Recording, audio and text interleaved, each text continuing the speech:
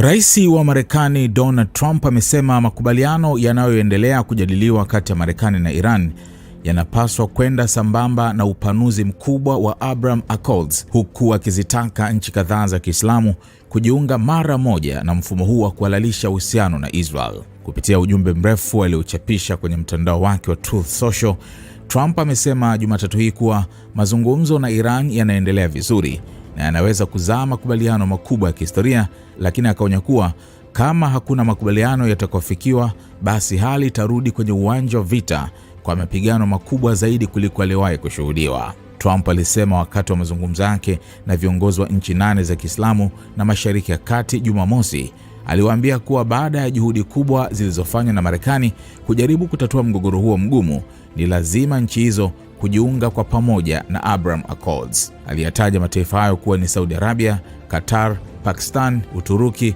Misri na Jordan, huku UAE na Bahrain zikitajwa kama wanachama waliopo tayari ndani ya mfumo huo. Abraham Accords ni makubaliano yaliyoanzishwa wakati wa muhula wa kwanza wa Trump, yaliyolenga kuanzisha au kuhalalisha uhusiano rasmi kati ya Israel na baadhi ya mataifa ya Kiarabu na Kiislamu kwa usimamizi wa Marekani. Ingawa Trump hakuitaja Israel moja kwa moja katika ujumbe wake, alisisitiza kuwa upanuzi wa Abraham Accords unapaswa kuanza haraka na Saudi Arabia pamoja na Qatar kujiunga kwanza kabla mataifa mengine kufuata. Trump alisema nchi ambazo zitakataa kujiunga zinaweza kuonekana kuwa na nia mbaya kuhusu mchakato wa amani unaoendelea.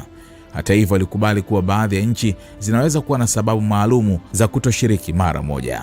Pia alidai kuwa viongozi wengi aliowasiliana nao wangefurahi hata kuona Irani yenyewe ikijiunga na Abraham Accords mara baada ya kusainiwa kwa makubaliano kati yake na Marekani.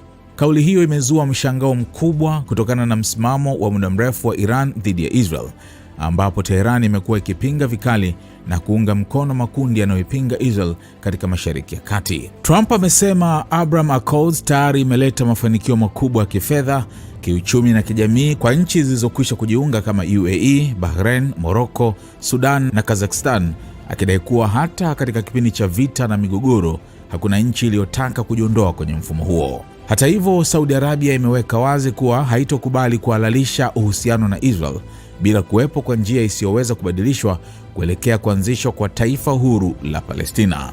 Chanzo kutoka Saudi Arabia kimeviambia vyombo vya habari vya kimataifa kuwa Riyadh bado inasisitiza kuwa swala la Palestina lazima lipatiwe suluhisho la maana kabla makubaliano yoyote ya kawaida ya kidiplomasia na Israel kufikiwa.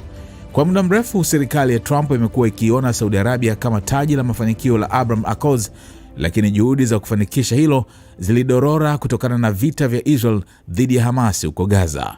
Tangu kuanza kwa vita hivyo, Saudi Arabia imeendelea kusisitiza kuwa swala la Palestina haliwezi kupuuzwa katika mazungumzo yoyote kuhusu uhusiano wa kawaida kati yake na Israel.